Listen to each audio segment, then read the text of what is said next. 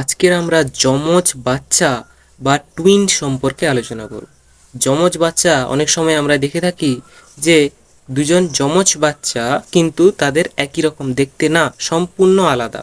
দেখা যায় একটি ছেলে বা একটি মেয়ে হয়েছে, কিন্তু আবার অনেক সময় দেখি যে দুটি যমজ বাচ্চা তাদের সম্পূর্ণ একই রকম দেখতে।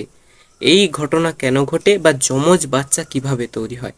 আসলে যখন মায়ের পেটে সেকেন্ডারি উসাইট বা ডিম্বাণুটা তৈরি হয়, তখন স্পার্ম গিয়ে যদি ওই সেকেন্ডারি উসাইটের সঙ্গে মিলিত হয়, তখন একটা বাচ্চা তৈরি হলো। দেখা যাবে এইভাবেই বাচ্চা তৈরি হয় কিন্তু নর্মালি।